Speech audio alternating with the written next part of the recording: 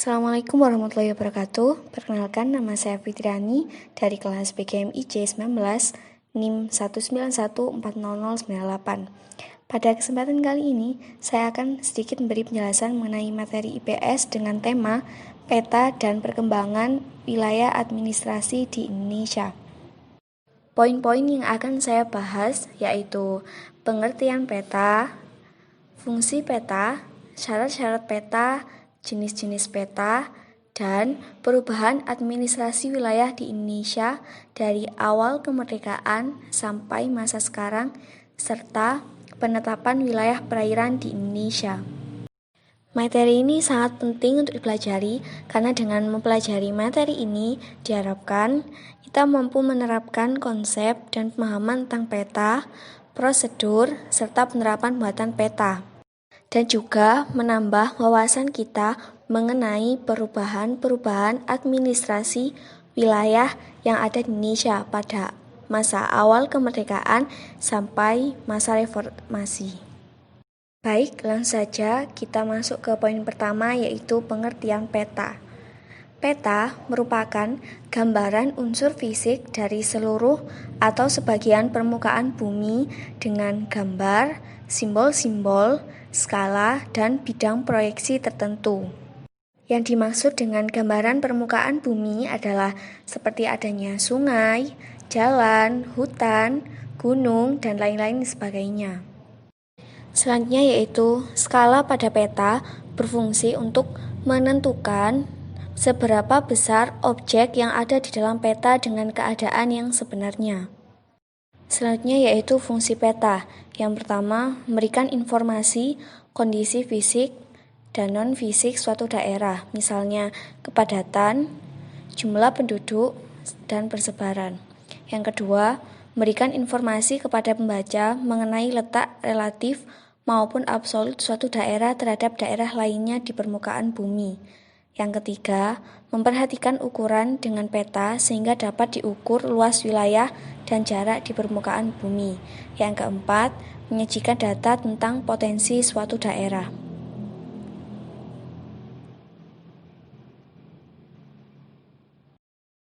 Selanjutnya yaitu syarat peta. Yang pertama, konform adalah bentuk peta yang digambar harus sebangun dengan keadaan yang sebenarnya di lapangan. Misalnya, suatu lahan berbentuk persegi, saat digambar di peta juga harus berbentuk persegi. Yang kedua yaitu equidistant, yaitu jarak di peta jika dikalikan dengan skalanya harus sama dengan jarak sebenarnya di lapangan.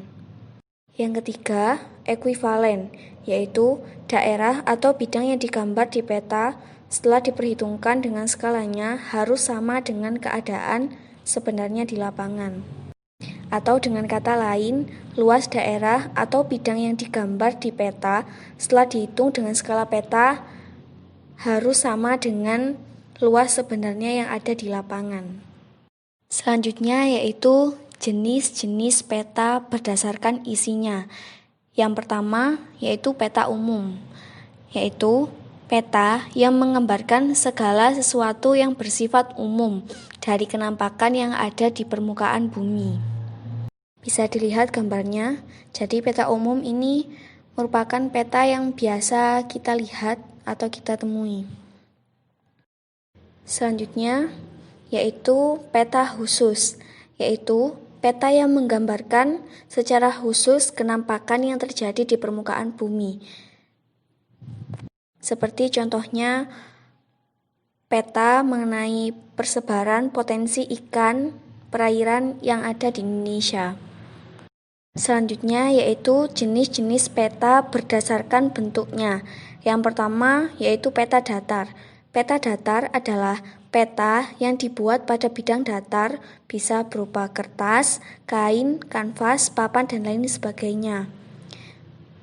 Peta datar ini merupakan peta yang paling sering ditemui dan sering digunakan. Yang kedua yaitu peta timbul. Peta timbul adalah peta yang dibuat secara 3 dimensi, sehingga terlihat mirip dengan bentuk permukaan bumi yang sebenarnya. Peta timbul digunakan untuk mengamati permukaan bumi berdasarkan ketinggian suatu daerah. Bisa dilihat di contoh gambarnya, jadi di daerah pegunungan atau dataran tinggi terlihat lebih menonjol. Begitu pula pada kedalaman laut akan tampak berbeda. Yang ketiga yaitu peta digital. Peta digital adalah peta yang dibuat dengan menggunakan bantuan komputer. Contoh dari peta ini seperti yang sudah sering kita gunakan yaitu Google Maps. Lanjut, jenis-jenis peta berdasarkan skalanya. Yang pertama yaitu peta kadaster. Adalah peta yang memiliki skala 1:100 hingga 1:5000. Pada umumnya, peta jenis ini digunakan untuk menggambarkan peta tanah atau peta yang ada pada sertifikat tanah. Seperti pada gambar bisa kita lihat contoh peta kadaster yang menggambarkan mengenai luas rumah. Selanjutnya yaitu peta skala besar. Peta skala besar memiliki skala 1:5000 hingga 1:250.000. Biasanya, peta skala besar digunakan untuk menggambarkan suatu wilayah atau daerah yang sempit, seperti kelurahan, kecamatan. Yang ketiga, yaitu peta skala medium, yaitu peta yang memiliki skala 1:250.000 hingga 1:500.000. Peta ini biasanya digunakan untuk menggambarkan suatu daerah yang cukup luas, seperti kabupaten atau kota, provinsi, dan lain sebagainya. Bisa kita lihat di PPT, ada contoh peta skala medium yang menunjukkan peta Provinsi Jawa Timur. Yang keempat, yaitu peta skala kecil, yaitu peta yang memiliki skala 1:500.000 hingga 1:1 juta atau bahkan lebih. Peta skala kecil ini biasanya digunakan untuk menggambarkan suatu daerah atau wilayah yang luas. Bisa kita lihat di PPT, contoh peta skala kecil yang menggambarkan peta Indonesia.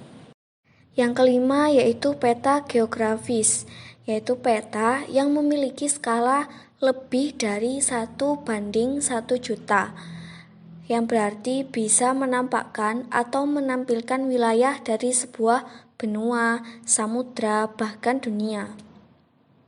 Bisa kita lihat di PPT, contoh peta geografis yang menggambarkan mengenai peta benua Asia. Selanjutnya yaitu perkembangan sistem administrasi wilayah di Indonesia. Yang pertama akan kita bahas yaitu perubahan administrasi wilayah di Indonesia. Yang pertama, pada awal kemerdekaan atau tahun 1945, Indonesia terdiri dari 8 provinsi, yaitu Sumatera, Jawa Barat, Jawa Tengah, Jawa Timur, Sunda Kecil, Maluku, Sulawesi, dan Borneo. Yang kedua, masa mempertahankan kemerdekaan tahun 1945 sampai 1949. Pada masa ini, Indonesia berbentuk KRIS atau Republik Indonesia Serikat dengan 7 negara bagian dan 9 daerah otonom. 7 negara bagian itu diantaranya Negara Pasundan, Negara Jawa Timur, Negara Indonesia Timur, Negara Madura, Negara Sumatera Timur, dan Negara Sumatera Selatan. Yang ketiga, masa demokrasi terpimpin dan Orde Lama pada tahun 1950 sampai 1966. Pada masa ini, Indonesia kembali berbentuk negara kesatuan. Pada masa ini terjadi pemekaran beberapa provinsi. Total provinsi yang ada pada masa ini yaitu 24 provinsi. Keempat, masa Orde Baru yaitu pada tahun 1966 sampai 1988.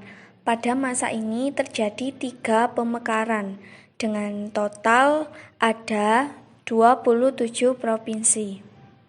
Ketiga pemekaran tersebut diantaranya Yang pertama, Provinsi Bengkulu dimekarkan dari Provinsi Sumatera Selatan.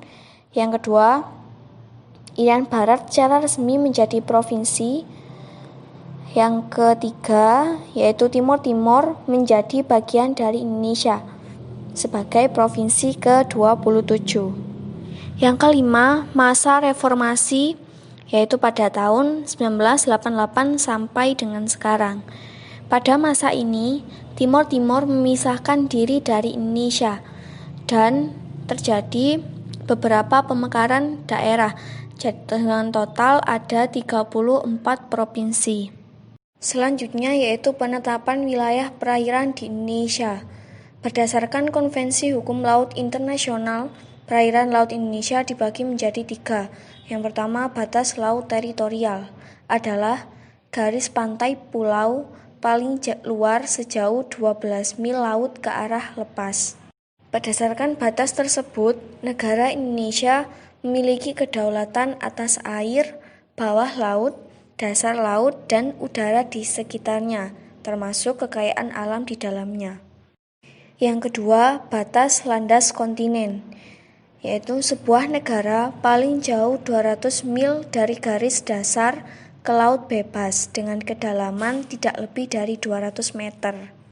Landas kontinen adalah dasar laut dari arah pantai ke tengah laut dengan kedalaman tidak lebih dari 200 meter. Ketiga, yaitu zona ekonomi eksklusif atau ZEE, yaitu ditarik dari titik terluar pantai sebuah pulau sejauh 200 mil. Sekian penjelasan dari saya. Terima kasih atas perhatiannya. Wassalamualaikum warahmatullahi wabarakatuh.